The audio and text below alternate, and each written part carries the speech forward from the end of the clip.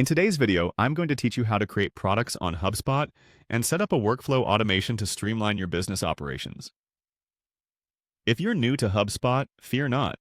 This guide is designed to walk you through each step in a straightforward and comprehensive manner. First, you'll want to head over to the User Guide on HubSpot. This is your starting point to familiarize yourself with the interface. So, if you haven't already, navigate to app.na2 HubSpot.com and log in with your credentials. Once you're logged in, locate the Commerce section on the navigation bar.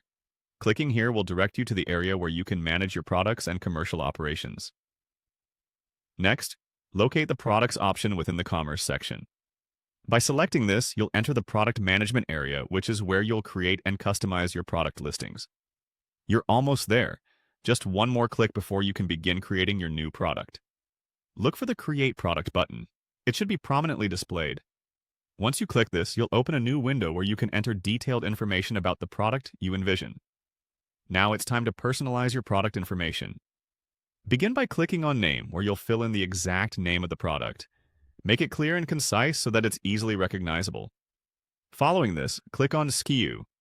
This is where you input the stock keeping unit number, a unique identifier that helps track inventory easily, making management much more effective. Continuing, you'll want to provide a description.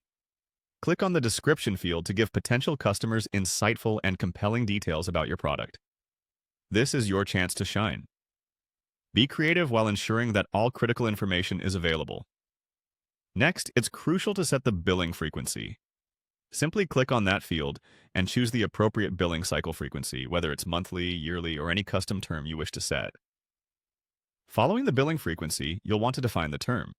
Without this specification, a client might not fully understand the duration of their commitment or benefits.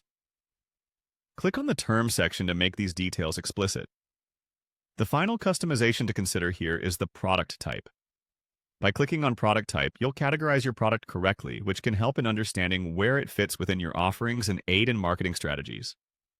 By completing these steps, you've successfully created a comprehensive product profile in HubSpot. Each detail not only helps in identifying and marketing your product, but also ensures that your business operations are smooth and efficient. Remember, taking time now to set everything up properly means saving time and avoiding hassles later. Thanks for tuning in, and I hope this guide was helpful in enhancing your HubSpot experience.